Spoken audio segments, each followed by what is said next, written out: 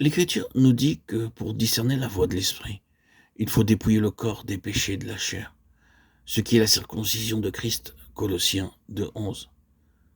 La volonté et la sagesse de la chair sont à redouter. Il faut les crucifier et les renier. Il faut fermer l'oreille à toute voix de la chair et de sa sagesse, soit qu'elle s'élève en nous-mêmes, soit qu'elle vienne de la part de ceux qui nous entourent, dans nos méditations, dans nos lectures de la parole, dans notre culte, et aussi dans nos travaux au service de Dieu, qu'il y ait continuellement en nous défiance et reniement du moi, aussi bien que confiance et attente à l'Esprit de Dieu pour être conduit par lui. L'âme qui attend ainsi de jour en jour et d'heure en heure que la lumière de Dieu lui indique son devoir recevra certainement lumière et direction. Si donc vous voulez être conduit par l'Esprit, renoncez jour après jour non seulement à votre volonté et à votre sagesse, mais à votre vie, à votre être tout entier. Le feu descendra du ciel et consumera le sacrifice. Cette direction de l'Esprit est affaire de foi, et ceci de deux manières. Sa lumière commencera à nous éclairer quand nous apprendrons à dire avec confiance le Saint-Esprit est en moi, et il fait là son œuvre. La présence de l'Esprit en nous et le couronnement de la rédemption, c'est là ce qu'il y a de plus spirituel et de plus impénétrable dans le mystère de la divinité. C'est donc ici plus que jamais que la foi est nécessaire. La foi, c'est la faculté que possède notre âme de reconnaître ce qui est invisible et divin, de recevoir l'impression de la présence de Dieu quand il s'approche, de saisir selon sa mesure ce que Dieu lui donne. Le Saint-Esprit nous communique la vie divine de la manière la plus intime, non pas en juger par ce que nous sentons ou comprenons, mais avec foi, nous devons simplement nous soumettre à Dieu, le laissant accomplir ce qu'il a promis.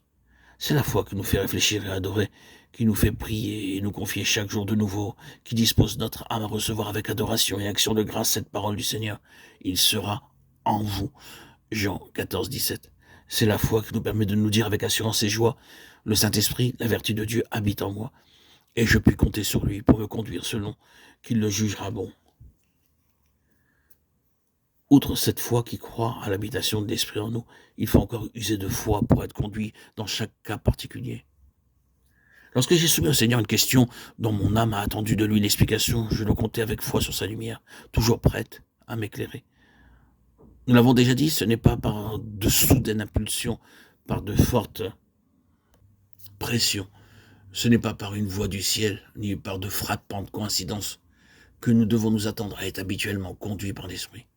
Sans doute, mais il y a des personnes qui ont eu de ces révélations-là, et il se peut que plus tard, lorsque notre nature sera plus spiritualisée, qu'il vivra en contact plus habituel avec l'invisible, que nos pensées et nos sentiments deviennent les véhicules conscients de la voix divine.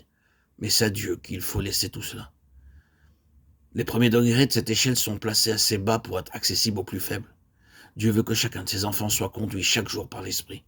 Entrez donc dans cette voie-là, non seulement en croyant que l'Esprit est au-dedans de vous, mais en croyant aussi que si, jusqu'à présent, vous n'avez guère joui de cette grâce, désormais il se chargera de ce que vous lui demanderez et lui confierez. Abandonnez-vous sans réserve à votre Dieu. Croyez que Dieu, en agréant votre soumission, vous remet aux soins de l'Esprit. Par lui, Jésus vous conduit et vous garde.